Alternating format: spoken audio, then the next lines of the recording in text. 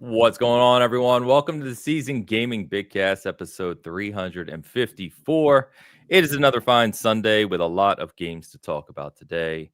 I am your host, Ainsley Bowden, joined by the usual crew, and a friend is here with us today who has been on the show before, Season Gaming contributor, Mr. Alejandro Segovia. How we doing, my man? Good morning, everyone, and good evening to everyone that's looking from the other side of the pond. Glad to be back here. Third time this year. Yeah, wow, man. Becoming a regular. Yeah, you're putting up with us a lot. Oh, yes. We're putting up with him. Oh, yeah. I knew that was coming. As soon as Hogue said it, I'm like, Travis is coming back right now. The tie guy is here in his tie. Good morning, That's man. Right. How we doing? Good morn. He's too good for the Hogue, how are you? I am also well. I'm excited about talking games and entertainment and nothing more serious. Yes, we have a deal, gentlemen. Yes, agreed. We got into an existential discussion prior to going live here, so apologies to our live audience. We're a little late. We also we're talking with Hogue about the various embargoes that happen within the gaming community and how disjointed they are from one release to the next. So we actually plan to mention a couple things we cannot mention today. So I had to make sure we had all those ducks in a row. But we're here. We've got the corporate lawyer in the room cannot believe how random the delivery of important information is in these PR embargo letters.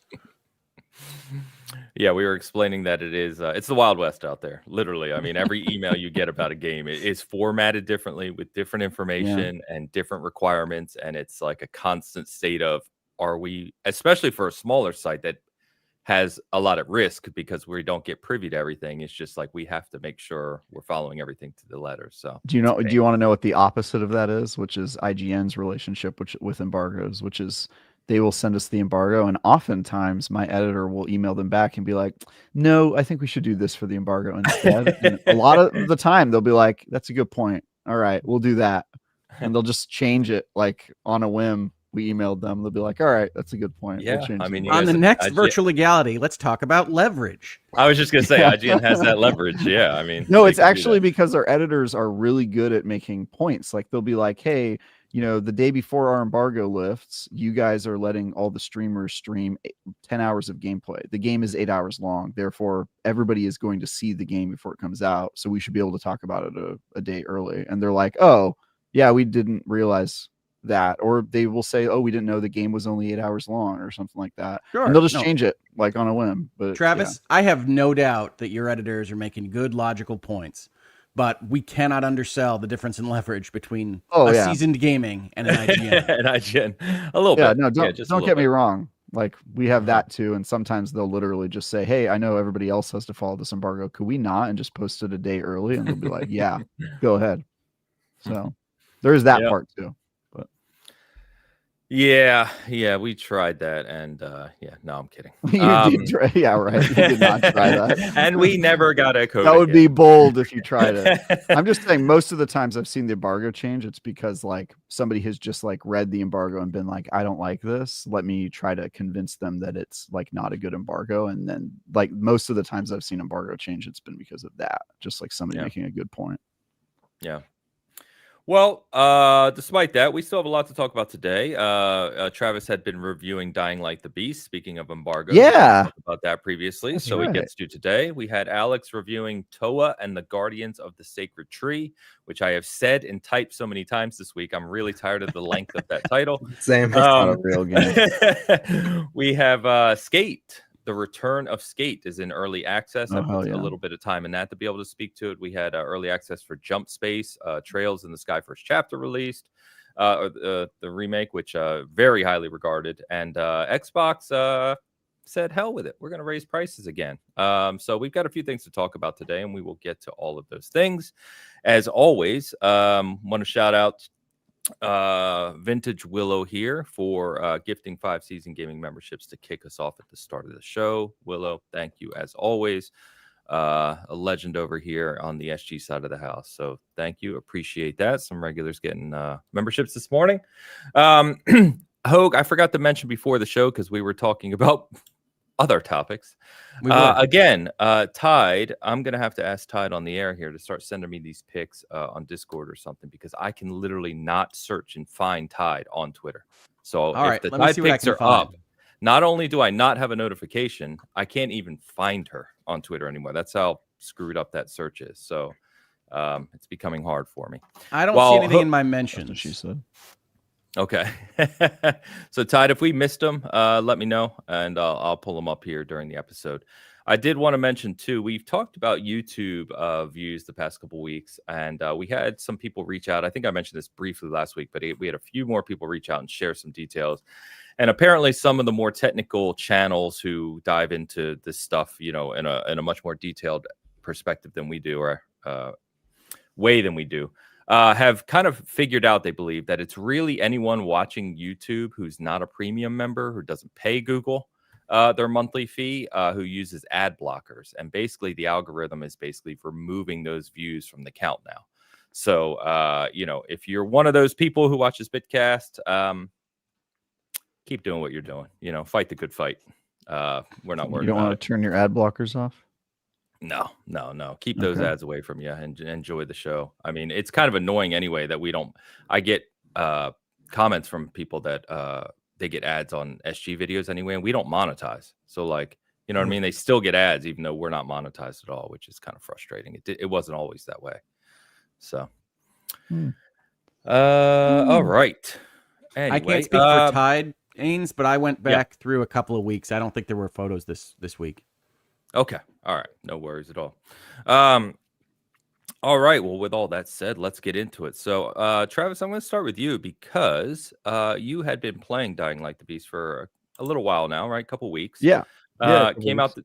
Came out this week. Alex and I actually checked it out. Alex played it at Summer Game Fest as well, and it seemed to be quite good from the short period we play. It played well, looked good. I'm seeing it's at 82 on Open Critics, sitting around an 8. You were a little lower at a 7. Talk to us a little bit about it. Yeah, Dying Light the Beast is more Dying Light. That is a good thing, generally speaking. It's not super ambitious. Basically, it takes the idea of Dying Light and it adds one twist to it, which the twist is, what if you had beast powers and you went around hunting souped up zombies and stole their abilities like Kirby?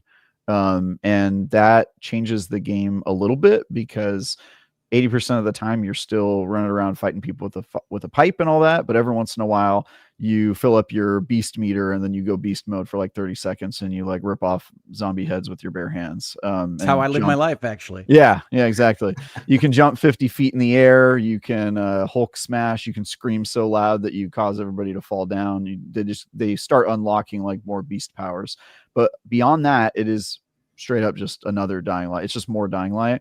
It was originally developed as an expansion to Dying Light 2 Stay Human, which it later just sort of broke off into its own thing, which is also apparent how that happened if you play the game, because you play a different character and all that. So it doesn't really feel like part of Dying Light 2, but it does feel like an expansion because it keeps all of the same mechanics. It's very much a continuation of that game. And it kind of is reminiscent to me of The Following, if anybody played that add-on to the first Dying Light. You spend most of your time in a car driving through wider open areas, which is more of The Following type environment. But yeah, it's good. I've always been a little bit lower on the Dying Light series aside from the first one, because I do think the second one it was more ambitious and had more advancements, but it was very buggy. This one is less buggy, but it's also a lot less ambitious. It also has one of the most gobsmackingly stupid stories I've ever seen. It's just so dumb.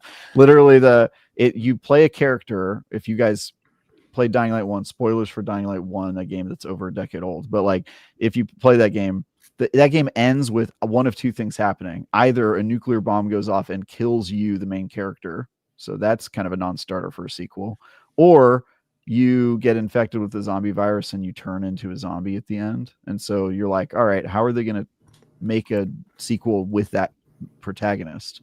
And they barely explain it. They basically just go, all right, 13 years later, you've been tortured by a Bond villain scientist named the Baron, and then you escape, and now you have to get revenge on the Baron. And so it's literally just like run around, kill zombies, power yourself up, go to a giant castle, and kill the bad guy at the end of the game. And that's pretty much it, right?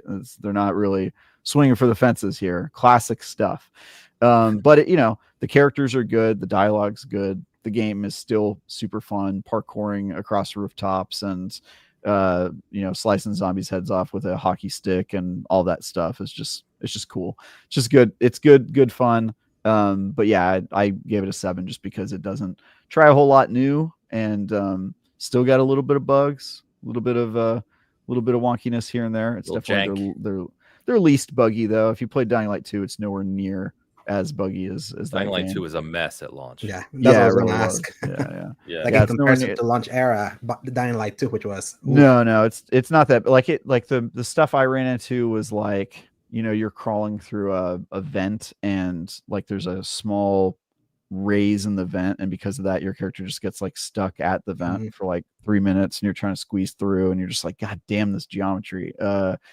I do hate how that feels. Things like that. Yeah, it sucks. That happened to me like 3 or 4 times, including one time where I was about to get into a room that had a bunch of loot that I could see, and I just couldn't get through it. Like no matter how long I stood there and pushed the stick forward, my guy wouldn't get through. So I just had to give it up and be like, guess I'm not going to get that loot.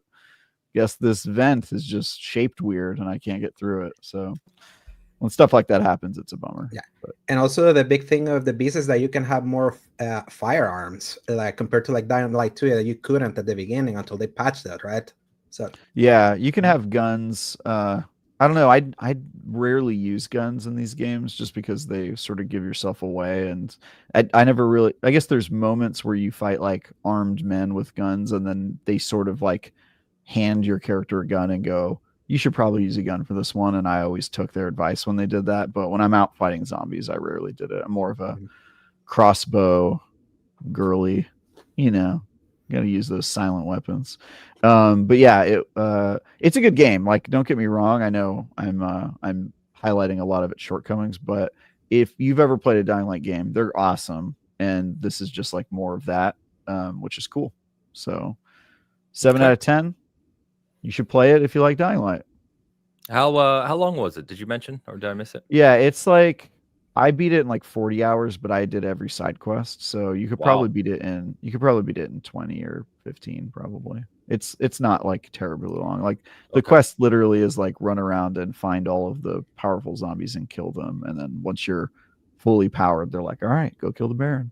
I think that's the length of the original, like 2040 too. So yeah, if you play them all. All the stuff. It's good. The map is a little smaller. I don't think it's that big of a problem because they use the space well, but yeah, it's basically a circle. So okay, cool.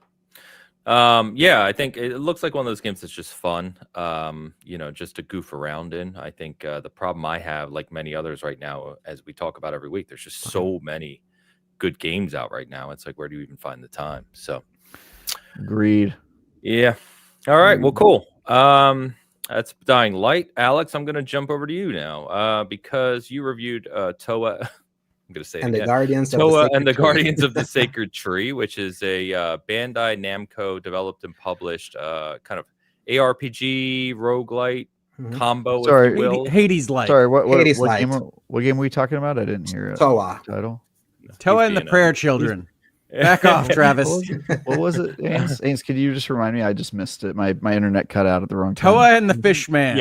Yeah. I'm gonna send you a link in the private chat. Okay. It's gonna be a picture, or it may be that sound effect you did before the show. Just go ahead, and click it, see what happens. Nice. I hate you. Alex, I forgot to pull out the fish hat for today, but yes, this is we did play this, Alex and I both, funny enough, with Dustin at LSM at Summer Game Fest. We were playing side by side, and it seemed to have some merit, if you will, at Summer Game Fest. So Alex dove in a couple weeks ago and has been checking this out. Alex, you gave it a mid 7, I believe, which is right in line with where it's reviewing. So talk to us a little bit about it.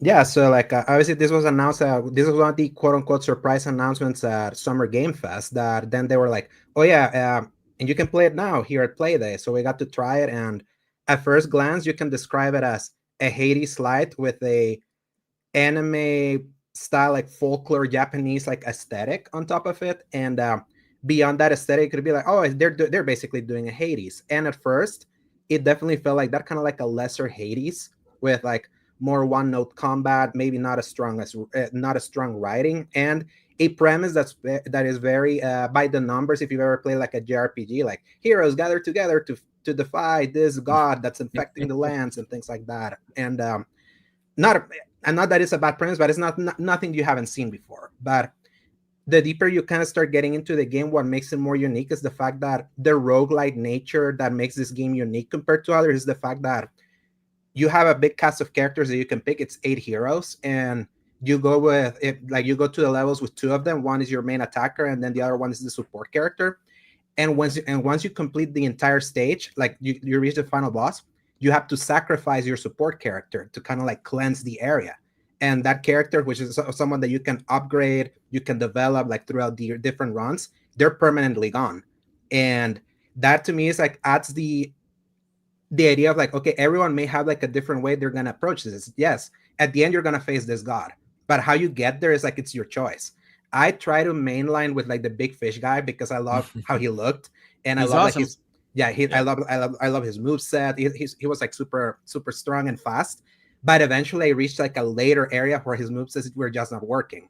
I needed to do something stronger, so I switched to another character and built him up like in different runs, and I put him as support, and then I had to kill the fish guy, and that hurts because you're like in between runs, you can have like the characters interact with each other. There's like a little world building. There's conversations that happen within them, and even in the town that kind of also evolves as you keep going back. That's kind of like the inspirations of Hades that I like. That is like, okay, every run doesn't feel like a complete waste of time because there's always advancement, because something happens at the town that comments on the journey that the guardians are kind of going through, and sometimes through those conversations you open a different system that can help you with like upgrades and things like that.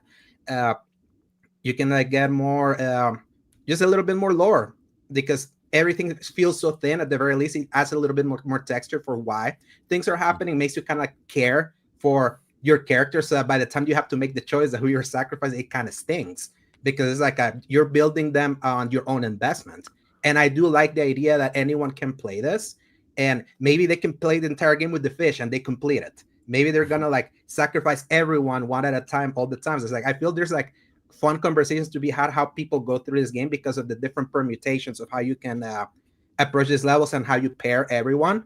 And I feel that's kind of like where they found their unique niche, even though everything else is pretty much been there, done that for like roguelikes. You know, it's like a top-down action that you beat a room, then you pick the different rooms you're gonna pick which room to go based on what they're teasing the upgrade's gonna be. And sometimes you're gonna have a run that's gonna give you nothing. It's gonna be bad. There's gonna be other runs that's gonna give you the right upgrade that finally is gonna make you finish that run. So it's always a luck of the draw when it comes to like roguelites. But it's kind of like how I said, it's like I don't think it's a game that's gonna dethrone Hades, but I like the idea. I kind of like the core conceit of the idea, because I kind of start thinking about it more like, what if I played like maybe a JRPG that would feel like the consequence of you sacrificing a party, and in a genre that's all about like building a party. I think that's kind of cool. They found that in Towa, even though that's kind of like its only thing, and then everything else is just basically good, like nothing like super special. And the aesthetic itself can be cool, but also I feel it's let down by the tech. It's like shockingly ugly in spots, despite how pretty the art can be. Is like, because I was like, why is it so low res for this kind of game? It's like I enjoyed playing this more like on a smaller screen, because it's not like you don't see the pixelation. I'm like, the art is so cool. Why is it so ugly in like a big screen? It's like so there's like big weird stuff like that. And it does have a really good soundtrack from the composer from Final Fantasy 12 and Tactics. I feel that kind of like aids keeping the whimsical and serious that I feel like it's trademark for that for his kind of music. And overall, pretty good game, I would say. Just not quite great. Yeah, I have been playing a little bit of this, and I think Alex covered all of the structural bases of how this game works. I have said on this show and in other shows that I really like what is one of the Japanese kind of trope stories, which is that a dark, toxic miasma has taken over the land and you have to go cleanse it and bring nature back and all this stuff. And like, that's what this game is. I also mentioned that I loved a game last year called Kunitsugami from Capcom, which featured the swordsman linked to the spiritual feminine that walks through slowly and has to cleanse the land in that way. And this is designed around that concept as well. But I don't like this game. I actually came to this realization. This is very rare for me. I was playing it and I was trying to enjoy it. And I sat back and I said, I am not having fun. Like the core fighting, the core thing that you're doing in the game is not as well designed. It doesn't feel as good as it should for what you're doing 90% of the time. I also recommended a game, I think last year. It might have been 2 years ago. I lose track of time now.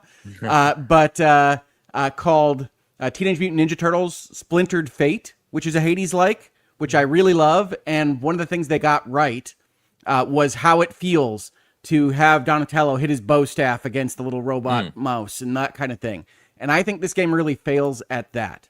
I also really like what Alex had to say about graphics, which is to say there's all this cool art everywhere. And I was sitting back and looking at the screen and thinking, it's these weird blobs that I know that's Towa, and I know that those are her like sleeves touching the ground in a weird way, but it looks bizarre and it doesn't come across like it should.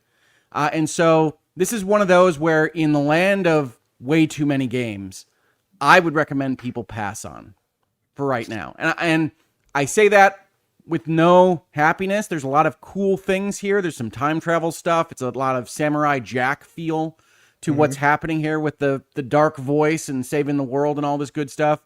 But it's just not there, in my opinion. It's just not ready for prime time. Yeah, and I would say to kind of like point of view, early on I also wasn't quite liking it too because I found it also too one note. And I haven't gotten Ains and Travis will be the first to tell you, I haven't played it far enough to say the entire package is this way. This is just what I've interacted with so far, which is a few hours. And it's pretty fair because I felt that way too, because I remember playing it the first day, I was like, on top of like the visual stuff and then feeling one note, I was like, man, I feel this should feel better than it does. And it's until you get further upgrades and start like mixing and matching more different combinations of the 8 different characters and seeing how the support for one can really aid on the other. That is when things started clicking a little bit more. Getting further upgrades, kind of like getting like a double or triple dash, getting more health, or like your DPS doesn't take forever sometimes in some enemies, and like your weapon durability doesn't like break often because this game constantly has you switching back and forth between 2 weapons because there's like a soft weapon durability. It's not like they fully break, but then weapons start doing half of the damage. You can upgrade that for later on, so that you're not constantly feeling like you're just making P damage to like just a normal rank and file. And combining it with further upgrades with like for the support characters because you can put different magic that they can use. So for AoE attacks, like buffs for shields and things like that. It takes a bit of investment to get there. So I wouldn't be surprised if people just play early on and it's like, this is way too simple. This is like too one note. And the premise, again, kind of like I said, is like, it's not that that new premise either. Like you've seen it all before. So it's like beyond its aesthetic, it's like, it takes a while for the conceit and you to start feeling the weight of the sacrifice, because when you start sacrificing and going further, I feel you start feeling a weight that's not there early on. So I killed the cat man. Yeah. Yeah. It's interesting. We seem to talk a lot about games. It's probably a bigger topic where the first few hours, for whatever reason, I know developers put a lot of focus on that, and yet it feels like we talk a lot about the first few hours not being engaging enough to really drive people to keep playing. I feel that's a very challenging thing in today's world, especially when there's so many options and so many games. Well, the roguelike model kind of demands that, right? It's like you're not going to actually see what this all looks like when it's all layering on top of each other. What I rejected playing it as much as I did yesterday was, okay, even if this design winds up being good, even if all these graces, the things that you get to change the way you're playing, line up in a way that's interesting, and the sacrifices line up in a way that's interesting, I'm not enjoying the moment-to-moment of swing the sword at the bad guy. And there's very little reason to play a game where you are only swinging swords at bad guys if that moment doesn't feel good to me. Yeah. Yeah, makes sense. Well, you can read Alex's review up on the site if you want to learn more about this one. I know it's not a full price game. 30. 30. 30. Okay. All right. Yep. There you go. Which tough with Hades coming soon, which I think it's 20 or 25. Hades is 30 and 50, depending on whether you buy it digital or physical. Oh, okay. They're probably around the same price, but yeah, no, they didn't love that Hades announcement. I can't imagine over at Bandai. Oh yeah. Awesome. Yeah. Because that's the easiest pass for Hades that I could ever possibly give. Just wait. It's another week. Yep.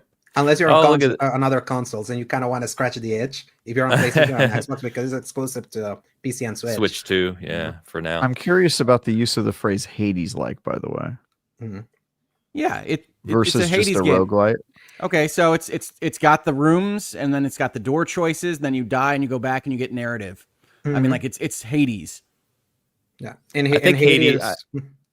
Sorry, I was going to say I think Hades was such a big, kind of release in the genre, in the industry, right? It's kind of like it's taken on that form where you're seeing a lot of Hades likes. We were just talking about one in our Discord yesterday, Sworn, I believe it's called. It's on Game Pass coming soon, I think. Yeah, which looks, it's a co-op roguelike, but it's very much pulling from Hades. You can just see it. I mean, okay. I have qualms. I know what you're saying. I think Hades is just so big and popular. It's kind of taken on. I was going to say I do have qualms about this term, but also roguelike is based off of the game Rogue, which is a game that no one has played, and yet it gets to define the genre. Nobody has played that game, and it's very funny. Yeah. And then it even extended to roguelite rather than just being called a what was the first roguelike? Light's the proper term for everything. Now, the reason they've kind of collapsed is because everybody has meta progression. Rogue did not.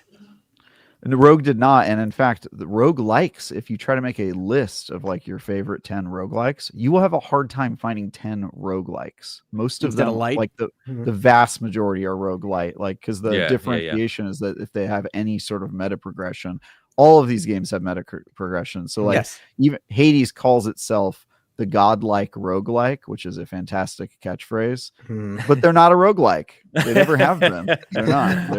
They're the godlike roguelite, actually. But, couple Hyde's comments in the chat asking about the Turtles game. I'll get it, Ain, sorry. It is Splintered Fate. So like Splinter, the rat guy, and Fate. There's so many Teenage Mutant Ninja Turtles games that they all have random subtitles, but it's Splintered Fate. Alex reviewed a fantastic one last year, didn't you? Yeah, make sure you evade the arcade one. Evade that one like the plague. Yeah.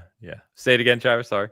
I said, did we just reduce Splinter to, quote, the rat guy? He's the rat guy. Come on. He's how you remember what it is. He's a master of martial arts, bro. Why don't you lead with that? He is not. He learned by watching a dude that he was in the room with. He wasn't taught literally martial arts. Sensei. He's a because he claimed it. Are we going to go through Teenage Mutant Ninja Turtles lore right now? Let's do it. Let's do it right now. Yeah. You just are not giving him the proper respect. That's all I'm saying. He's not the rat guy, fun. Bro.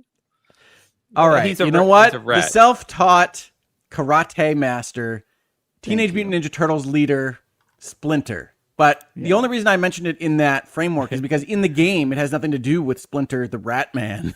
It's that the dimensions have splintered. But all of the names don't matter at all if you haven't already played them. But that's a good one. Just don't play the arcade one. That came out. Was it Mutant Mayhem? Yeah, Mutant Mayhem. Okay, don't play Splinter Fate. Yeah, and there's and obviously the what's the other one? The side scroller. You know, the Shredder's Revenge. Shredder's Revenge. That's a great one too. Yeah, and we're getting. No, but we've said too many names now. Just stick with Splinter Fate if you're looking for what I was talking about. We also have a comment from Ethan Morgan to shout out real quick. Says Travis and Hogue, thanks for suggesting Monster Train 2. I'm enjoying the battle style and strategy. Haven't gotten too far, but liking it all the same. Nice. There you go. It just gets better, man. Like it does. That game is like a 7, and then it becomes a 9 the longer you play it. You're like, God damn, this game's good. It's good. I want to quickly mention Skate. EA skateboarding game. It's out in early access. This has been a long time in development. I saw it at Summer Game Fest. I didn't get to play it there. They just had kind of a setup for it. And so I was interested in this coming out because the concept behind this one is a little more open than, say, like the Tony Hawk model where you have closed arenas. You're trying to do like a high score run. This is more of a create your skater, go out into the world and just skate, basically. And you can do that with friends and in a big live world with other players. So I haven't played it too much. I want to very caution about that. I did create my skater. I did go through the tutorial and kind of just floated around a bit, checking things out. It's interesting. It definitely plays in the realm of really wanting you to use your thumbstick and learn all the details of each possible trick. It feels decent to play in terms of speed, and there's a lot of options and customization, at least for early access. I was playing on Series X. The one thing that I think is going to be interesting to see as this game develops is the activities besides just skating in the world and mastering these tricks, as you would in real life, of course. What kind of carrot on the stick they'll have in terms of progression and kind of getting people to really enjoy this long term, because I think mastering the stuff is its own reward for some people. But as we've seen, I think in other games, that can be a challenge to really keep people hooked if they're not going after something. So the other thing I think that's unique about this one is it's a unique art style. Obviously art style and kind of that direction is subjective, and some people will love it, some won't. I feel it's a little bit weird. It's trying to be like clean, and I think part of the reason they might have done it is, I'm guessing, I'm not a developer, but is to for optimization for like a big open world skate game. You don't have to have these like incredibly heavy detailed textures or other things, but it feels a little, I don't know, cartoony, maybe not the right word, but it just feels a little weird. I don't really know what else to say about it. It looks okay.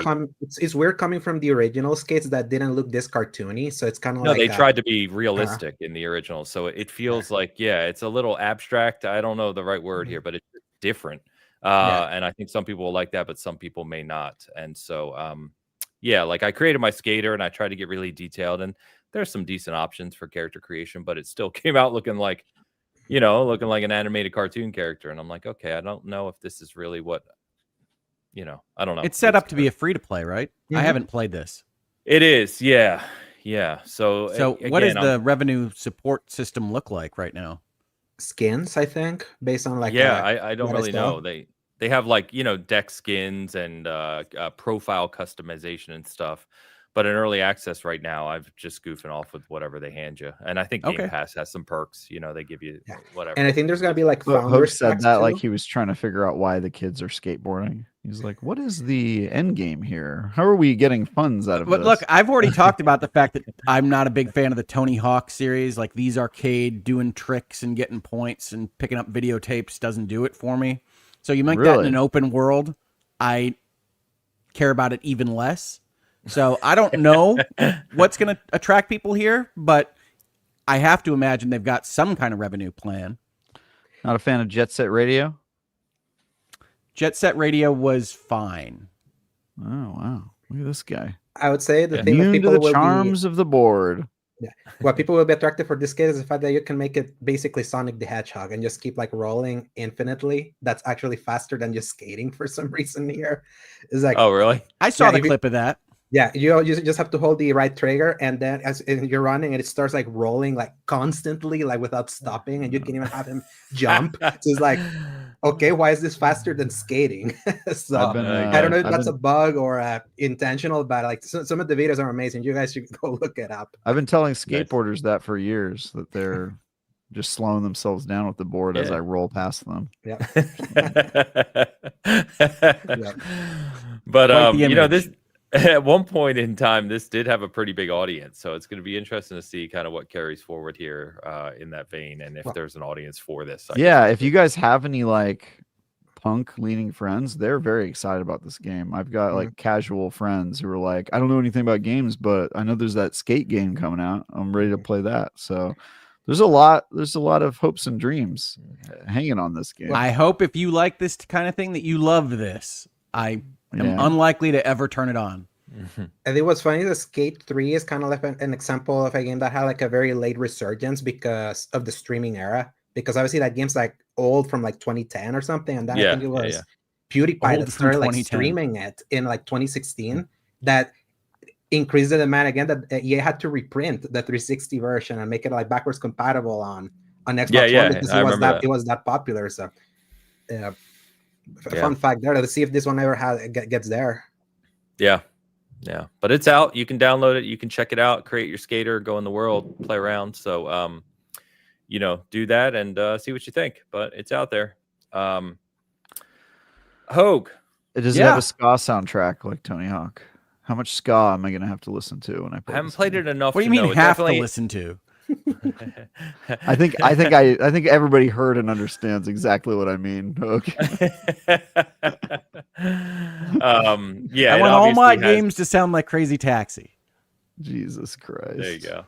Just yelling, yeah. Remind me, I believe you were very excited for Trails in the Sky first chapter, or am I misremembering? Oh my God. What a week.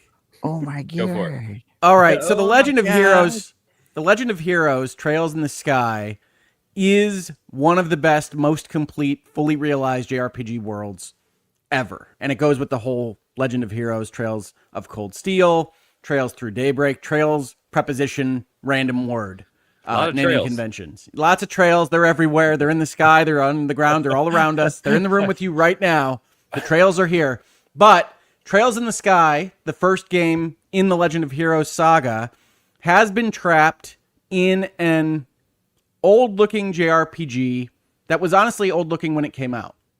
Like, it was a portable game. It looked old. It had some of the best writing, the best world building. It had a really cool little combat system, but it was very hard for people to kind of engage with.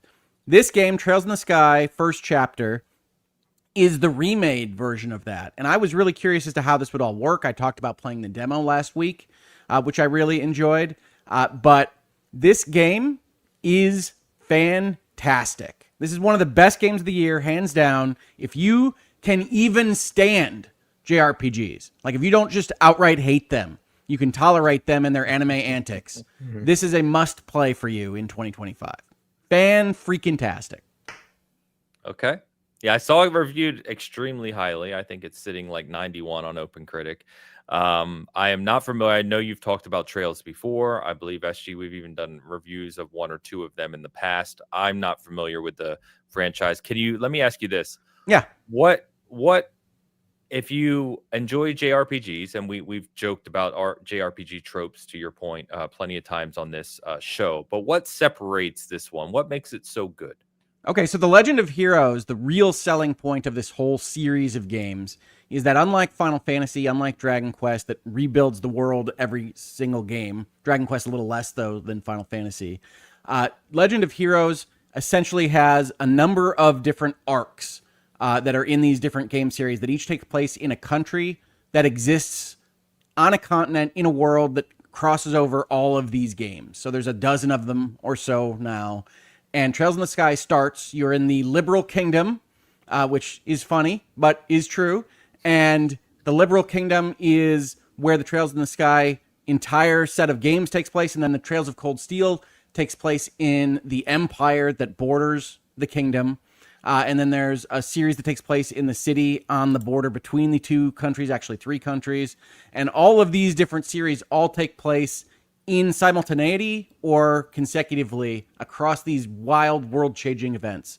So you get to dive deep into all these specifics of these various places. And when you're playing Trails in the Sky 1, you're getting a very in-depth look at this very small part of this very big world. And so that just feels good if you like setting, if you like storytelling like this. And while I can promise folks that Legend of Heroes gets big, Gods and Monsters type big, this is not that. This first game is essentially two kids figuring out what the world is like, journeying across pastoral countrysides, and figuring out what's going on. Yes, Alex. I would say it's like a contrast of The Hobbit to The Lord of the Rings. Kind of like a smaller story, and then like the epic for later, right? You know? And The Hobbit might even be bigger than Trails 1. But yes, at bare minimum, it's the Shire before you leave. So it's a really good, fun time. in depth and characterization and all the things that you don't often get when things are being sketched out more for you, and you don't even realize they're being sketched out if you've never played a Trails game before. But that's where the heart of this lives. And then it's got really cool battle systems on top of it. So it's a spatially based turn-based battle system, which means that you go in turns for the most part, but then you're picking out like, okay, if I can stand right here, then I can hit all 3 of these monsters, or if I get them lined up in this way, then my partner can hit them in that line. You're managing a bunch of different meters as you do in a JRPG. And then on top of all that, this remake introduces a concept that kind of comes from the Persona metaphor line of games, which allows you to fight monsters that are below or average to your level on the main world map kind of screen. So you've got what they call quick battle, and you can hit the attack button to actually swing your staff or your swords at these monsters and engage in a very light version of what is the full battle system, and then hit a button to go into the full battle system if you ever feel like you need to. So it's this great combination of both things.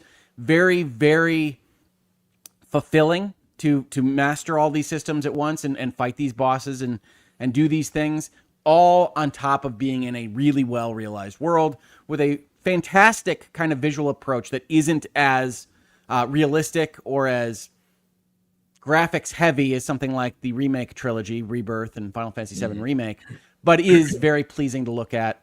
The only kind of compunction I have at all for people, as you heard me say at the beginning of this, is it can get very anime. The voice acting in particular. Estelle is a great character. A lot of people that know Legend of Heroes love Estelle, but I was interested in what they were going to do with this voice acting because she is a crazy firecracker tomboy character, and you always wonder how that's going to come across in an anime dub. Sure. And her voice is great. I think her actress does a great job. There are scenes, though, where you say, oh, right, okay, God help me. And I don't blame anybody for getting there and saying, Rick, this is garbage. I understand people that react to those kinds of things that way. I promise you that all of this is worth it. It's great. And I'm so happy to hear that they announced that they're already working on Chapter 2, which used to be just called Second. I don't know what the remake will be called. Interestingly, I don't think the word remake appears in Trails in the Sky First Chapter. That's just the name of the new one. Okay. All right. Maybe they've built that audience now and they're kind of reintroducing new people to it. Yeah, no, this is the entry point. They are going to... So the strange thing about what they've done is like Trails of Cold Steel is their progression from that old kind of ugly JRPG format to a more modern format, but it happens kind of halfway through that series, and they didn't even bring the first couple over to the Switch environment. So one suspects that this is their Resident Evil project. This is their big old, all right, we've got this asset. We know these are good games, but we need to make them approachable for anybody that hasn't been playing games for as long as Hogue has. Yeah. Yes, Alex. And you don't have to raise your hand, by the way. You can just jump in. I love that he is. It's a live show, Alex. So you just jump in. Yeah. It's like because up until like these remakes are out, it's not like the series was widely available either. Like it was all scattershot, kind of like Dragon Quest has been. That not everything's kind of like in one place. So. Yeah, and this is a great starting point. The other question I get is, can I jump in right here? This is the start. This is the start of the modern Legend of Heroes saga. Jump in right now if you're at all interested in anything that I've said. You will be well rewarded. It is a slow burn RPG. It is a kind of slice of life to start out with. It only gets a little bit more intense from there in this particular game. But you'll love all these characters. You will feel like you went on a journey with them. And by the time the second chapter starts, you'll be fully up to speed. And you might even want to buy other Trails games in between now and then. I'm sure that Gung Ho and Falcom would love you to do so. But they have said that they're going to be remaking at least the Trails in the Sky next bit, I would imagine the entire series. And so I think they're probably going to bring everything over to Switch ultimately. That seems to be where their heart is on this. So we'll see. But this is fantastic. Absolute Game of the Year type material. If you like JRPGs at all, not to be missed. Okay. All right. Yeah, I was having a laugh. Travis, you probably didn't see this, but on the fantasy game thing that we're doing, Eric pinged me because this released. It's a 91 on OpenCritic, and we had Trails game. I think we picked the wrong one. So the one from March. Yeah, we picked the one from March, which is like a 70 something on the scoring, and it's like, yeah, we really screwed ourselves on this one, didn't we? No one knew how this would come together. This was a tough bet early in the year. Yeah. Yeah. It's kind of tough this year in general. Like a lot of the stuff we thought was coming out got delayed, and a lot of stuff we didn't think was coming out suddenly came out. Although we did have Hollow Knight Silksong on our list, and people, I remember when we picked that one, people were like, that game's not going to come out. And I was like, bro, it has come out this year. Yeah. Another one we have sitting there, which I almost got rid of, is Skate Story, which from Devolver. The bird? And that, no, not the bird.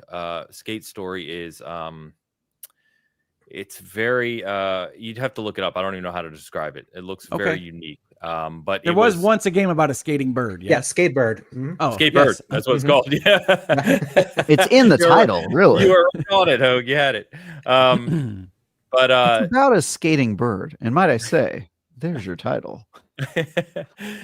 Skate Story was at the beginning of the year said to be coming this year, but we're sitting here mid-September, and then nothing's happening. Of course, this week they released a trailer with Switch saying it's coming in 2025. Still no release date, but supposedly still coming. So they're working hard in the mines.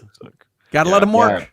Devolver Digital's, I mean, they're a pretty reliable publisher. Yeah. Other than that, I don't know if anyone's played this. I just saw it released, and I don't know if anyone even has any interest in it. But that Lego Voyagers game came out, a little kind of co-op, fun Lego world type game, but not with like an IP license thing like Batman or Indiana Jones or anything. So, the Lego IP costs them enough. Yeah, that's true. True. Yeah, it's sitting about an 8 on OpenCritic, just below. So, I mean, it seems to be reviewing pretty well. I was checking out Game Informer's review of it, and they said, it's I guess Wes was playing it with his partner, and it just sounded fun, sit on the couch, co-op type thing, play together. So, yeah, I had read it sounds great. I also read that it was short, and it's just money's at a premium for the number of games that are released right now. So, I'm sorry, Lego Voyagers. I'll keep you on the wish list. And it's so wild that it's coming out so soon. After this, we get Lego Party. So it's like exactly, they literally Lego dumped Party, 2 Lego games in the same month. Yeah, 9 days. Yep. What else you guys got? Any other game you want to mention? I do. Well, I'll let Hogue say first. Sure. Well, so there was a game released a few years back that I really loved called Strange Horticulture, which was essentially about people coming to your weird greenhouse flower shop, having a strange thing that they needed help with, like, defeating a witch or dealing with their nightmares, and you reading through a book of flowers and figuring out which flower in your shop could actually help them with their problem. And this was a cool little puzzle game. You had an exploration element where you went and found new flowers and otherwise dealt with the problems of the town.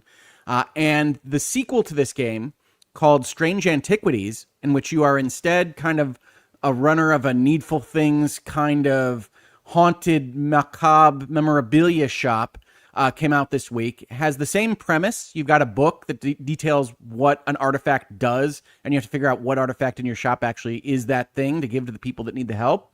But it's wonderful. Really love it. Want to tell people about it because I love this game series. On top of that puzzle element, they tell really cool, dark little stories about their little strange world. And I think it's a wonderful kind of blend of narrative and puzzle elements. So I wanted to tell people about Strange Antiquities. Is out now. I've been enjoying it. Check it out. We can talk about our weird population of people that need all these artifacts to solve their problems together. Yeah. Okay. What platform you playing it on? Switch? Almost all the things I play now are on Switch. But yes, that's on Switch. So I wanted to call out Strange Antiquities. Well, the football takes away the TV. If you're going to watch football all day and you want to still play games all day, you got to figure out how to work that out. There you go. Okay. So that's what I do. So Strange Antiquities is the big one for me this week. But I also did want to call out a game that I haven't seen mentioned in a lot of places called Wander Stars. Wander Stars is a little turn-based RPG in which you are the main character of an 80s-looking anime and trying to find a star map across all these various different places. But the big trick of this particular game is, one, the aesthetics, because they just made it look entirely like 80s anime. And two, the battle system has you collecting words that then describe what attack you're going to do, like you're yelling it out in an anime. right? So you've got punch and jab and headbutt and kick, and then you can make it a super special punch or a wide fire kick, and it'll have these different effects on what you're fighting with. And it's a really cool little system. This looks cool. With a really cool little aesthetic. And I wanted to call it out because this is exactly the kind of stuff I like seeing out there in the world, and I haven't really seen anybody talk about it yet. Oh, this guy's got cool Bara hair. Look at that. Some clear Yu Yu Hakusho inspiration going on. It's got so much 80s anime. They even have like the little bits of film grain static stuff that they run over the this is sick. Overall picture. Really like it. Wander Stars. Check it out. Okay. Yeah, someone said it's on their wish. Richard said it was on their wish list. So good to hear. Yeah, I think it was 25. Okay. Cool. Alex, you had one. Go. Yeah. Buried in between all the million releases, the DLC for Assassin's Creed Shadows came out this week. Yeah. Claws of Anjari, I think, or Awari. I forget the last name there. So this was gonna be paid DLC that was in the season pass that they took out when they were like, oh yeah, we need to like get goodwill out of people. So this is gonna be like a free expansion for everyone whenever it comes out. And I got to try at least the first few hours of it.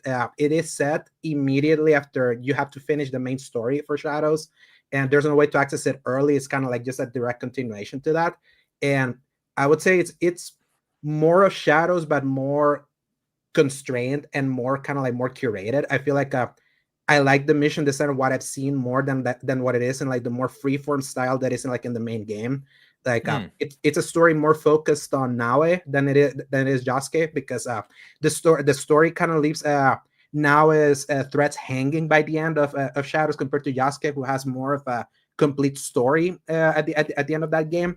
And they kind of play around better with like the dynamic between both of them as you're doing the main missions, compared to how the other one kind of gave you the choice of, do you want to just keep playing as one or you want to play the other one? And my main complaint back when I reviewed it was that the game always felt like it was given the short shift to Yasuke in the design department, because it's so limited compared to like Naue, despite Naue being a more one-note, boring character in comparison to Yasuke, who was more dynamic. I feel like this DLC is like giving Naue more of a personality beyond the revenge tale from like the main story. And I feel it's setting up more like the Yasuke side of things feel more tailored to what he can do, which is more like destroy everything, combat and all that. They kind of limit how you play. And I'm like, yes, it's like play to the strengths of each character instead of like signposting the fact that one character just cannot do the entire suite of movement that you can get from like the other ones. And they do some cool stuff like in specific missions. It's like there's a mission that it's actually a side scroller that's actually really cool, kind of like reminds me of some of like those, like the Assassin's Creed Russia, India, but like in the modern aesthetic of Assassin's Creed, and kind of like telling like it was kind of setting up the story of what you're doing in this expansion. I was like, okay, at least there's some cool stuff here that at least so far feels even more memorable than like the main game that months after I've forgotten mostly about. I felt like Shadows didn't kind of ultimately leave an impression on me. And it's also huge. I felt like the island of Anwari, whatever that's called, feels like it's Tsushima. Is like when I saw the map, I was like, how do they keep making this giant play spaces? Like, come on, user, like just make everything a little smaller, please, because like they love they love giving a lot of game. But so far, like if you have finished Shadows, which obviously it's a RPG Assassin's Creed game, is super long. It's like you'll have 10 more hours according to like what they tell you they're giving you with this DLC into something that feels like they've taken some of the good feedback from Shadows and kind of built upon it. And this is also my first time trying some of the improvements they given to Shadows since then. Like they've been doing a lot of parkour improvements that were people asking them, hey, you used to do great parkour back in like Unity. Do you have not used that? Like, can you kind of bring it back?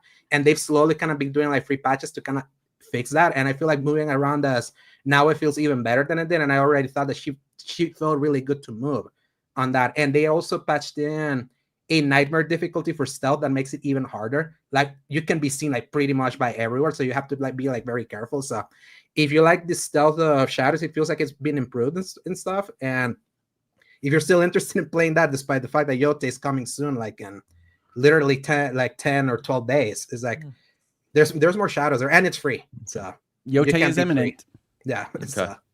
It's a Waji, by the way. A Waji. Awaji, there you go. Yeah. Yeah, I saw this release. I didn't know much about it. I sadly didn't put much time into Shadows. Bought it at launch, and I think I played like the prologue. It's just one of those years. It's crazy to think that game released this year. It feels longer ago for some reason. It's been a long year. Yes. Yeah, it's just it's interesting. All right. Tide did give us our picks. So I'm going to circle back to that, even though we usually do that at the top of the show. Tide, if you sent this to me about what these picks are, I missed it because I can't open Discord while live. Sometimes that screws with the camera and audio. So here we go. And I look angry, my friends. Oh, Travis looks. We're monsters. We're monsters. Why are we monsters?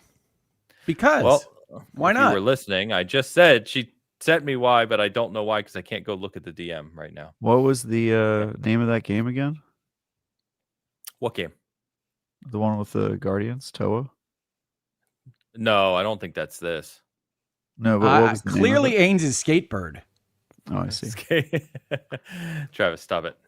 Yeah, what? Yeah, we're skatebirds. I get it. We're skatebirds, but Travis, you're standing 2 feet on a 2-wheeled board. I don't know how you're balancing that, but I applaud your effort. Well, your board is like the Flintstones car. I love it. I also don't really understand why am I a goblin? Why?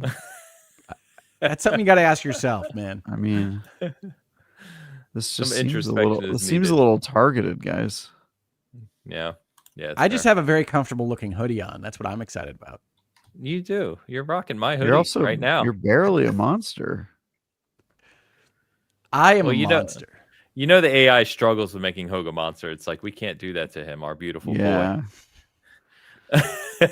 Gotta just give him little horns and no other changes. Yeah, other than that, still chisel his I'm chin out, sorry, you know Travis. what I Is your position that my jaw looks like that? I mean, I'm just saying, Ainge is a full-on monster. He requires 3 skateboards to stand. I have 3 legs. Why do I have 3 legs? I'm the monster at the bottom of Gringotts Bank. I don't know, man. This is all feeling very horrifying. But I guess it's a horror, right? That's the goal. That's what we're going for. I just like your dead doll eyes, Travis. Yeah, it's really creepy. Yeah, those eyes are definitely creepy. Mine are normal, at least. Yeah. I mean, yeah, exactly. It's just your normal face on a monster's body. It's very bizarre. All right, Ty. Thank you for catching up with it. Sorry we were delayed on that one. Appreciate you. All right, where are we? There we go. All right, boys. We're gonna jump over because I wanted to briefly touch on this and kind of state of the industry conversation. So we get the news, Thursday, I think it is, that Xbox is raising prices again in the US, the second time this year. And obviously we have seen this, PlayStation raised a few things, Nintendo raised a few things. We have $50 amiibos that are getting ready to release at some point, which is bonkers to me. I don't know how that's even possible. Not high enough. But we now are looking at a situation, at least in the US, and some of these things are obviously regional, but that the Series X that I bought and many of us bought in 2020 for $500 will now be $650. No difference. The same model will be $650. So $150 more 5 years later, which in the console market is a little crazy. Obviously, there's a whole bunch of factors that come into these types of things, but it's between what's happening with the big 3, the publishers, and everything we've seen, and then obviously just a bunch of factors, kind of socioeconomic factors globally, and some of the things happening in the PC gaming space or just hardware in general. It's a little, if you're on a budget or you're younger, it feels like we're going backwards with where gaming was going, which was more accessible, over the past however many years. But it's definitely a situation that is strange to see as someone who's gamed for a very long time now. Yeah, I mean, I think as Microsoft has suggested throughout this generation, we're moving towards a world in which the consoles are the luxury good. And you might well be able to stream whatever from your TV or your phone or anything in between. But the people with the boxes are going to be the robber barons, and it's not going to be the entry point for more and more people. Or you're going to be investing in consoles like our parents invested in houses and hoping that they appreciate and collect your $150 from eBay. But no, this is not tenable for the long term. This is not a way to make an industry function for the mass market. But Microsoft said macroeconomic effects. We all know that that's tariffs and taxes and everything in between, and they're trying to navigate these things as well. I personally think the console platform holders have not borne enough of the pain themselves and are going to regret this into the midterm and future. But I'm not in charge of these things. It is clear that idiots are in charge of almost all of these companies at this point for understanding the games market and what people are actually dealing with. So that's how things stand today. Your guys' parents owned homes? I'm sorry, I didn't know we were getting fancy here. I don't know this is a fancy 1%er. They sure do. Damn, dude, that's crazy. That's crazy, reality. you guys. I don't know what to say. Yeah, to that. I'll take the opposite view of Hogue. These consoles aren't expensive enough. They should be thousands of dollars, and we should thank them, frankly. If you want to squeeze the life out of the market, absolutely. Yeah. I mean, we know, right? We've talked for years now, obviously, around the Series X, Series S, Xbox's performance in the marketplace, on the console side, all these different factors, right, in the gaming industry. It's just wild to think, like, their sales of the series consoles was already seemingly declining, right, over the past couple of years. And now who is going to go out at the end of 2025 and pay $650 for a base Series X? Like, it just seems crazy to me. The hierarchy of needs does not include video games. And True. Microsoft dealing with macroeconomic effects does not properly understand that everybody on Earth, and especially in America, is dealing with macroeconomic effects right now. And the first thing to get tossed off the boat of expenses that I have is the Series X, the Series S, the PlayStation, the Nintendo, whatever it might be. But good job on Microsoft and Sony making the Switch 2 look like a freaking bargain only a couple months after it released. So the winner, as appears to be the case in almost every instance that we talk about the video game market right now, is Nintendo. Not even because they're necessarily doing a great job, but because they're doing the least bad job. And I would argue the meta as well is benefiting from this tremendously. Meta Quest 3 is... I thought you were just making a meta comment there yourself, Travis. I was like, no, there is no real meta for life. There is in the meta product. Right. If you don't think there's a meta for life, you haven't been paying attention, Hogue. That's all I got to say. Understood, Travis. Well, you know I'll teach you how to do You're beating me at life, buddy. I'll teach you how to min-max. Yeah, I don't know. I mean, we know that we're not far now from a new generation. Take down the walls of generations, but you know what I mean, right? The next whatever. We know PS6 is in development and long-term in development, as this is the next Xbox console. And to me, it's just really interesting to see, like, if this continues. That picture for Travis. If this continues, right? If this continues to evolve in the state it's evolved in rapidly, if this continues to evolve over the next couple of years, when next Xbox, next PlayStation release, what the hell are we even looking at that point? Oh yeah, fear those. They're setting up for 1,000 plus. Yeah.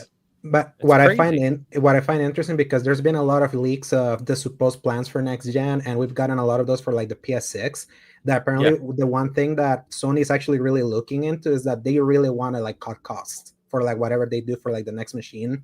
How they're like trying to make sure that it's not a massive console again like it was here, and they're trying to see how they can like make sure that the silicon is not that expensive to try to make up for all the costs of where tech is at. And obviously, like, we know that the Pro, they had said that was kind of like their test bed, because they're moving away from raw hardware into more like the AI machine learning with what they're doing with the PSSR and things like that, and how the improvements of things are gonna like be more on those AI driven algorithms instead of like just raw power. Maybe right now, because of where things are at, this is kind of giving them an idea of like, okay, if 750 is the highest high end we can go right now with where the Pro is. maybe like we're looking at 650 or 600 like at base for the next console.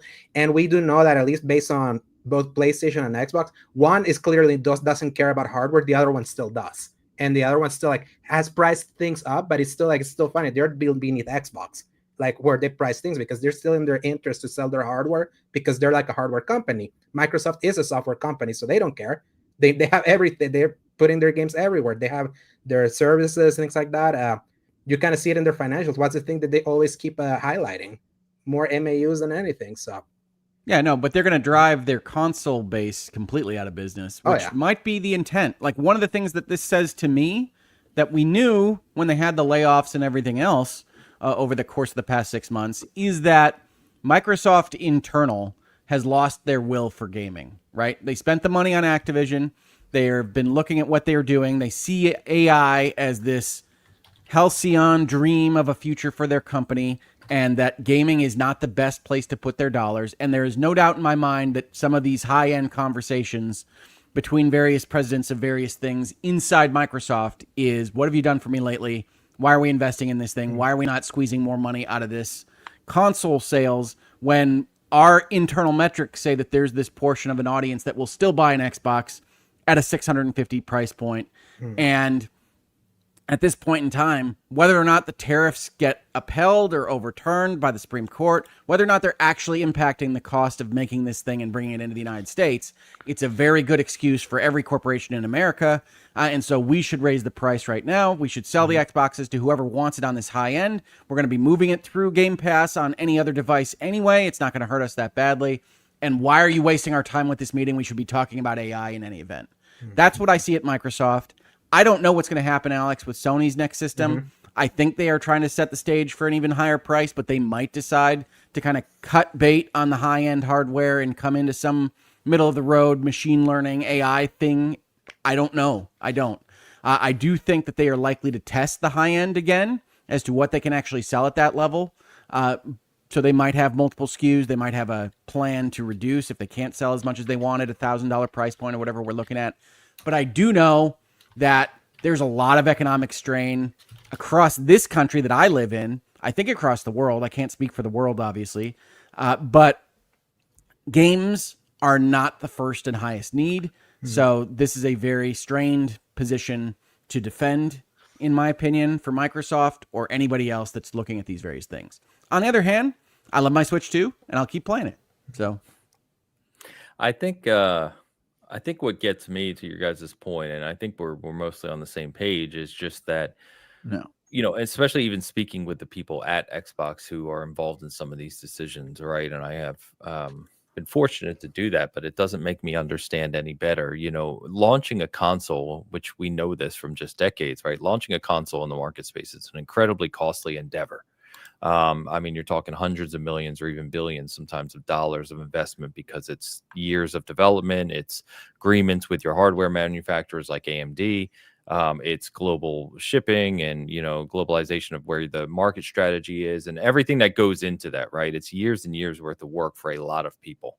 And if Xbox is taking this route right now, and thinking about they are releasing another console, it is either coming end of next year. I think that's still too early for me personally. I think 2027. But regardless, right?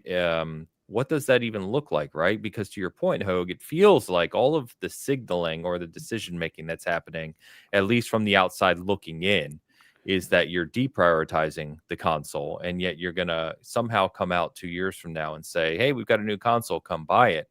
And I just anecdotally feel like people are going to be like, why? I expect them to put it like in the HoloLens kind of category. Like, we are making this thing, we're putting it out in the world. It's not really for you. It's not really for anybody. We haven't really thought about who it might be for, but here is this thing. That's what I expect from Microsoft, because I expect them to miss that badly in terms of evaluating the marketplace on these kinds of things. I don't know that for sure. But they seem to be going in a direction that says the only thing that could possibly make sense is some super high-end boutique Xbox that only Travis will buy. Yes. I'll buy it. I'm going to buy it too, but I think, I'll do a payment plan for it. Look, I imagine a world where game consoles are so exorbitantly expensive that only the chosen few are allowed to play them. And I think that's important because Hogue was saying, you know, video games are not a necessity. They're not the number one priority. And I disagree.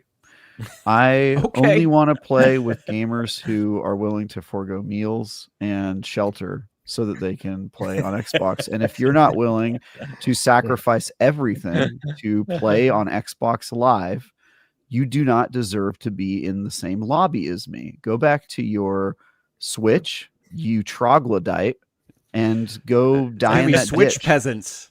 That's what I have to say to you people. So if we could make it villains with an E, that's how I describe you. And if you cannot, if you can't keep up with me, just, you know, I hope these consoles are $5,000 a month.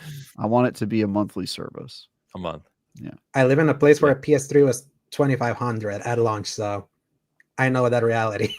Good. That's wild to think about. You know, you shouldn't even be allowed. They just don't even ship them there. That's what I say.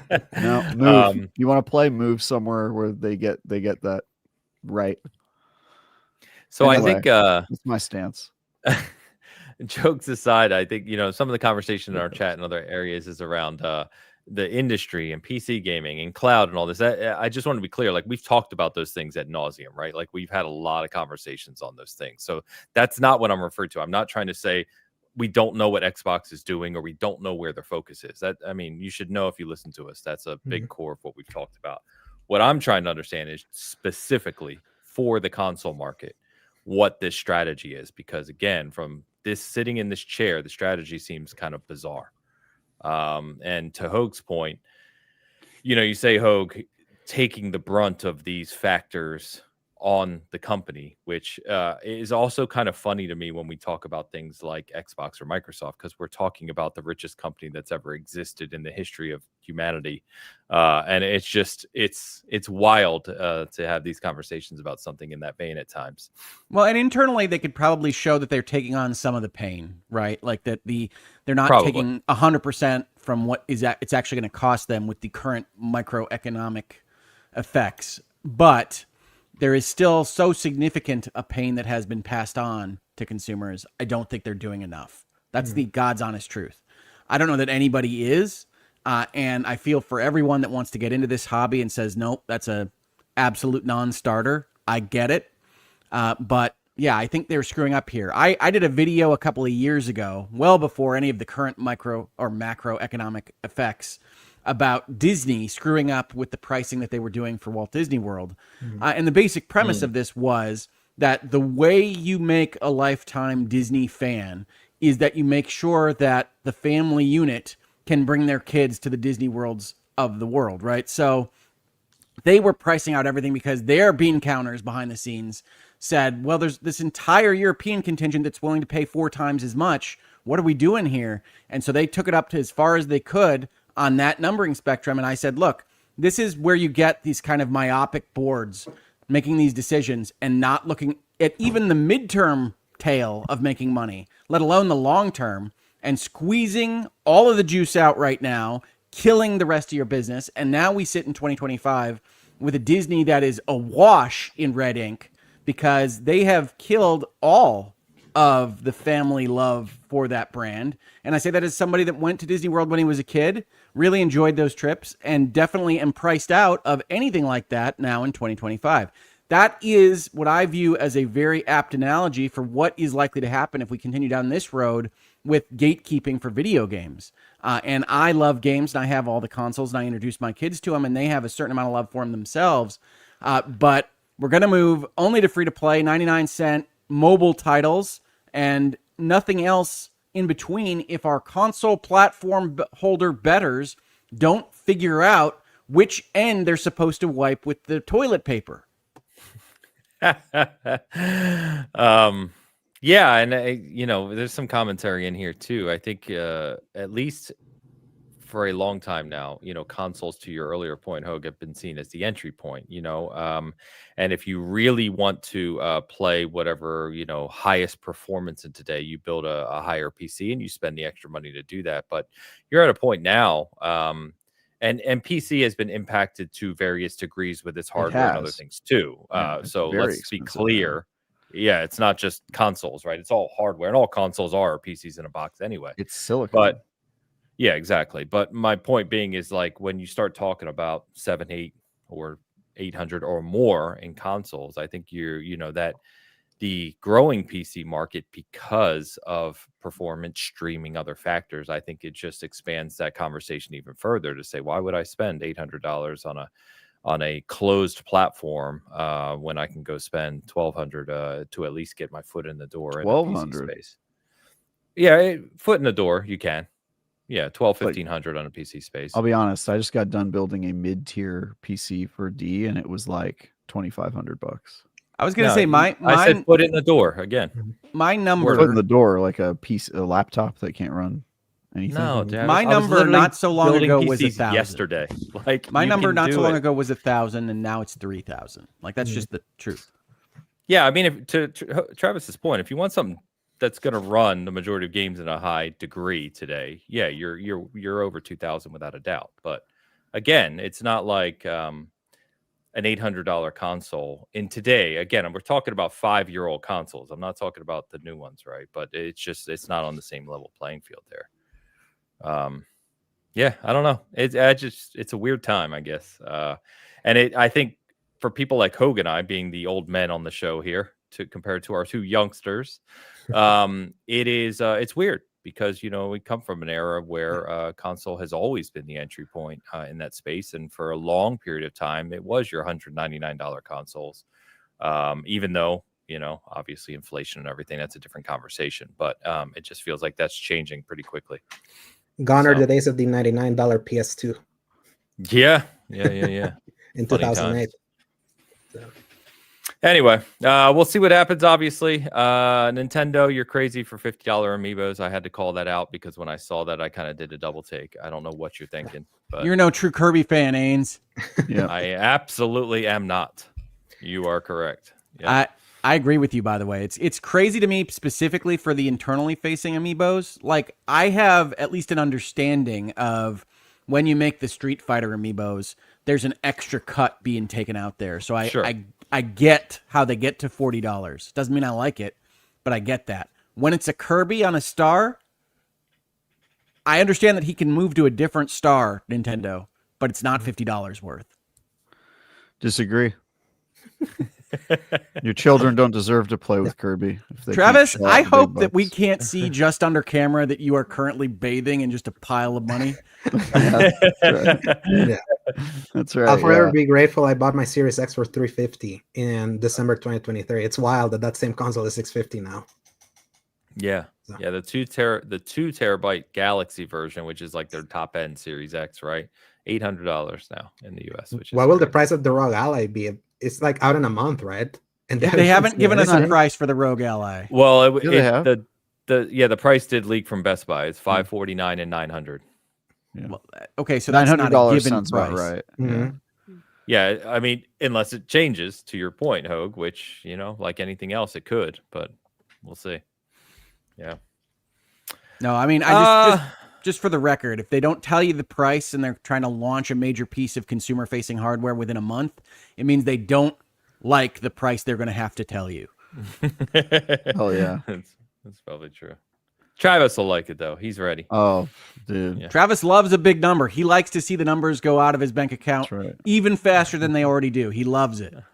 They're not out of my bank account. That's Papa IGN right there. Thank you, sire.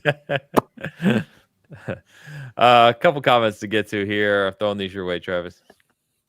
Rick Davis has been a member for 27 months, and he writes, just want to say Alex equals GOAT guest.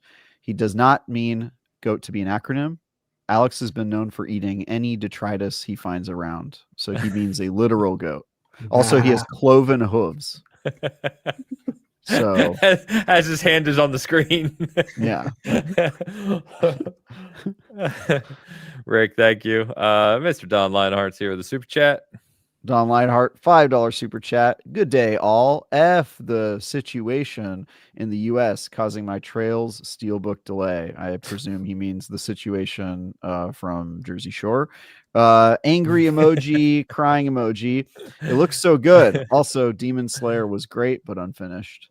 Yeah, so I can talk about a couple of these things. One, if you are ever looking for a physical copy of a game, I do have to say, take a beat and think about whether or not you want to order something from Limited Run Games. Mm-hmm. I don't know anybody there. I don't know how it is that their production line works, how their logistics works, except that it doesn't appear to, right? It doesn't. So I can confirm. If you are ordering something from Limited Run Games, I feel for Don.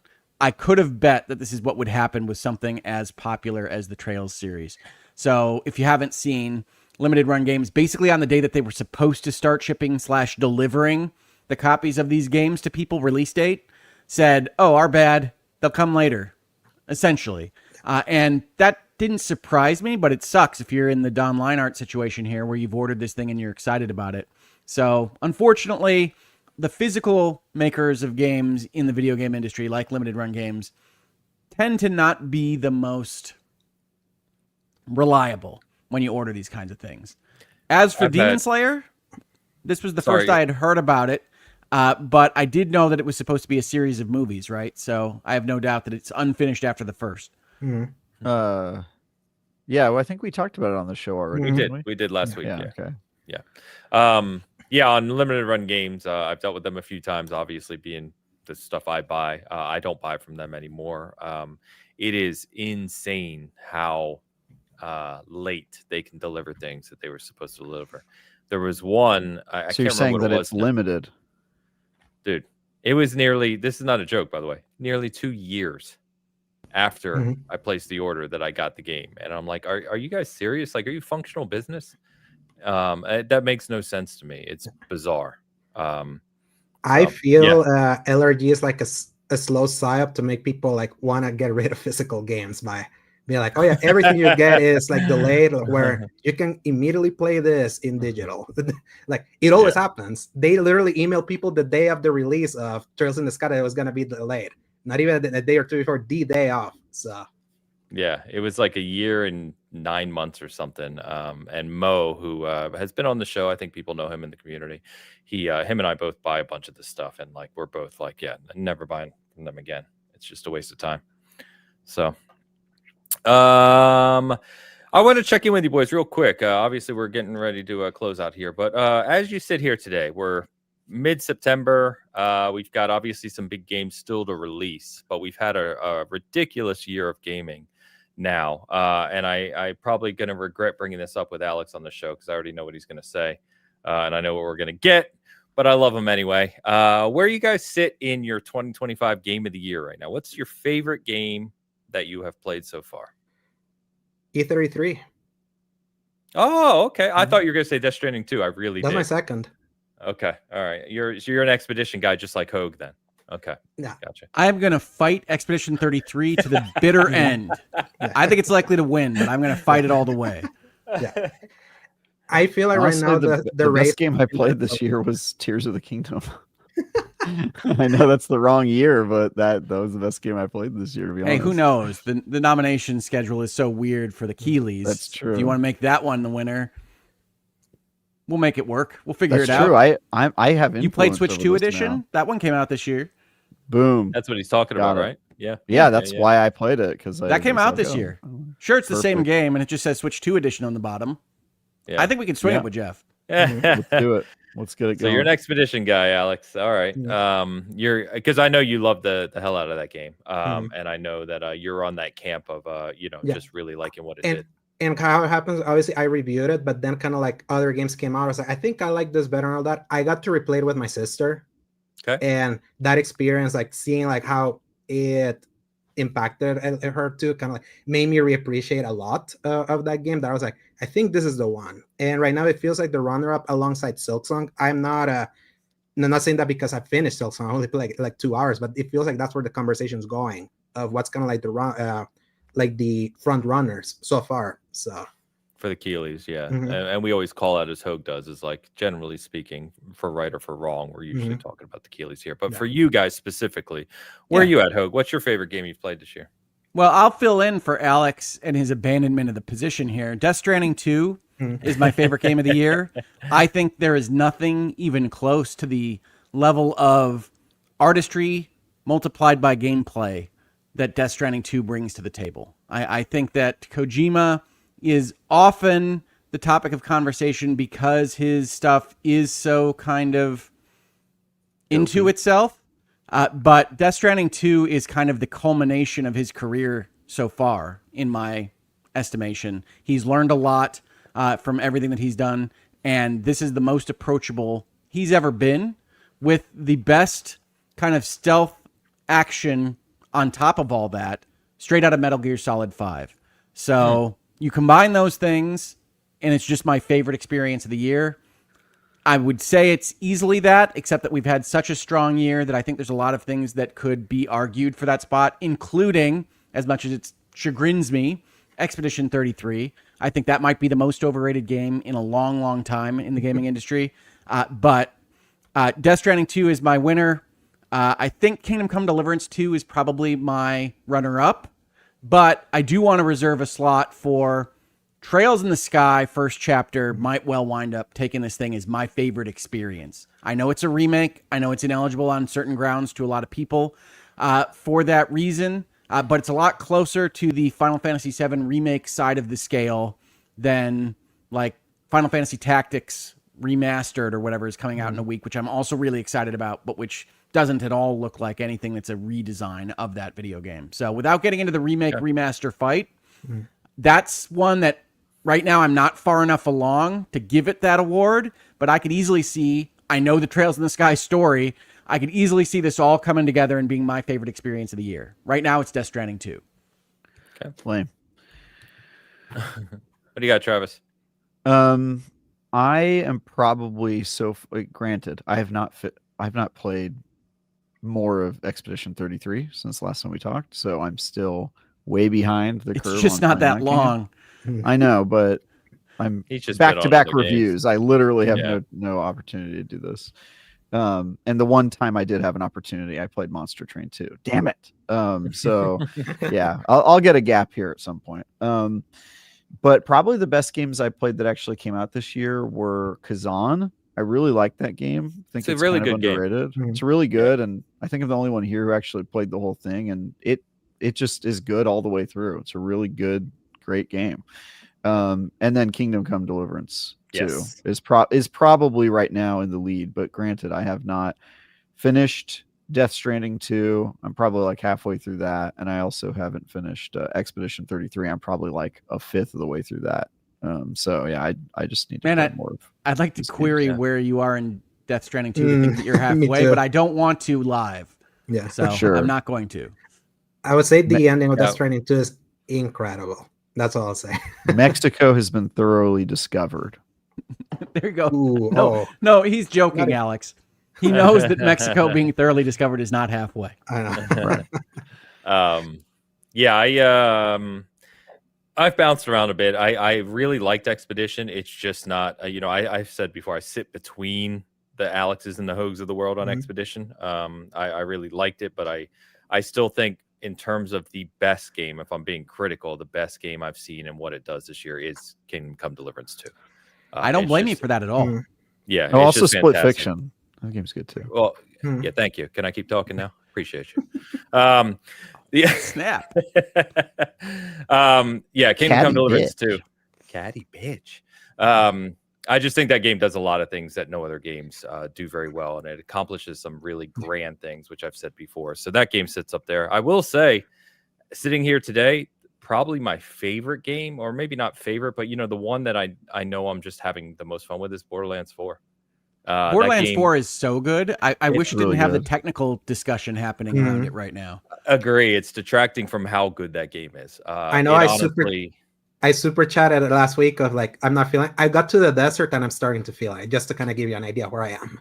It's so good. Well, which order are you doing it in? Yeah, you can do any order. There's no order. Yeah, basically I changed biome. Like I finally got to the desert. I'm like, okay, cool. Basically, which number biome is it for you? It's the second. Yeah. Okay. Yeah. So. Yeah. Because we did it the opposite way when we played Ames. Yeah, I know. I actually like that's Terminus actually Range. I think Terminus Range, which is the one you haven't been to, Alex, I really like a lot. But anyway, that game, all jokes aside, even since the review, Travis, I have almost played nothing else. That game owns me right now. That It's is the game so that I good. keep wanting to play while I'm reviewing other games. I'm like, damn, I wish I could have gone, because I didn't get to go all the way. I didn't get to the highest Right. ultimate Mhm. Vault Yeah. Hunter tier. I want to get to tier 5 and just like grind that shit, but I just so don't. good, I yeah. don't have that kind of time, man. Fortunately. so I know, fun. no, I get it. If I was stuck on reviews, I'd be the same way. But I think Also, I think it sounds like it's worse than when we played it, Ains. I'm don't not know having if any it's- issues. I don't know if it's just Okay. thousands of people playing it at the same time, right? Like I don't play it in these huge like long day stretches, which seems to be the biggest issue for a lot of people. Memory leak. And yeah, it might be a memory leak. They're denying that it's a memory leak. The there's fights going on as to whether or not there's a memory leak, but it does seem to have some kind of technical issue that is more apparent to people that play it in a different manner than I do. I am not having a lot of trouble with it at all, but I'm only playing it in a couple hour chunks. It has the similar problem that the Oblivion remaster has. If you play like for long periods of time, where the performance just keeps degrading and degrading until you like restart it, you can find videos of a fresh boot and afterwards. So it's clearly a UE5 problem with like an open world. So It seems like it.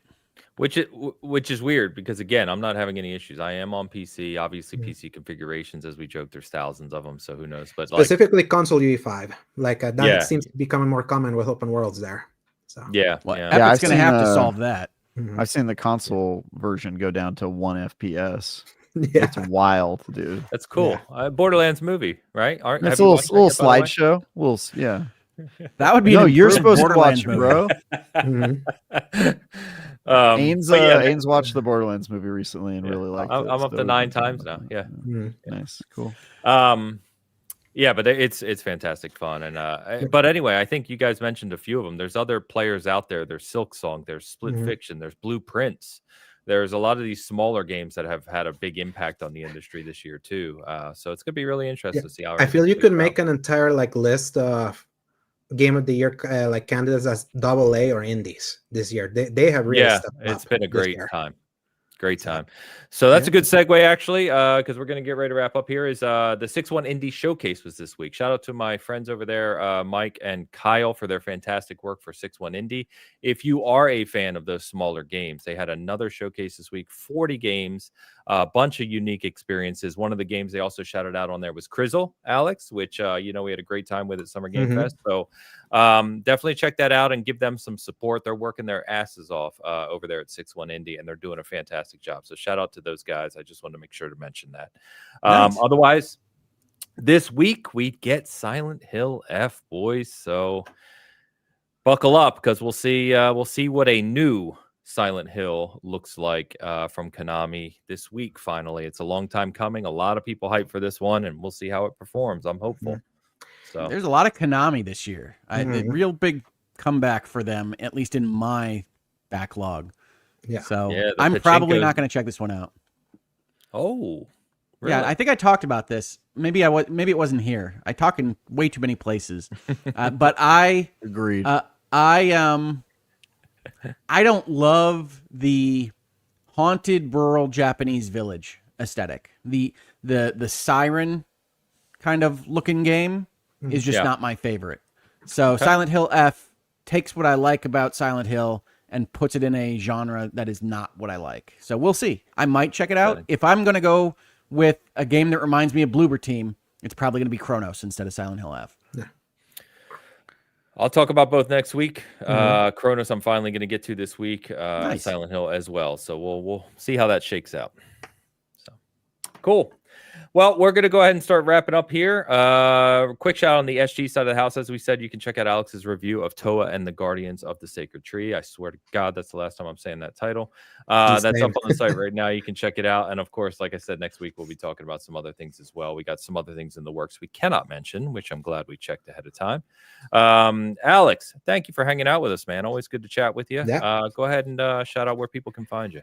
Yeah, thanks for inviting me. You can find me at _Joe Segovia on Twitter, A Segovia on Blue Sky, and I've been trying to get into streaming habit over at my Twitch at The Slayer Giant, and you can find my written content over at seasongaming.com, where over the last month I reviewed Metal Gear Solid Delta, Hot Shots Golf, This game that I'm not gonna say the long name again because we've said it already many times, and another game that we can talk about. Yeah. And Yes. excuse me, that's Everybody's Golf, Hot Shots. All right. Yeah. Thank you. Thank you for it. I'm an old school Hot Shots guy. So Yeah. It's the Hot Shots game. Mhm. Yeah, we all know absolutely. it. Just like we could get away with calling it Towa. Mhm. But yeah. Yeah, fair. Hogue, shout us out, man. Yeah, so this week was actually a big week for me. I mentioned last week that I was thinking about doing some kind of conversation around some of the big events in the United States over the last couple of weeks. I had also been thinking about launching a new show type, a new format, and I'd been thinking about that for more than a year.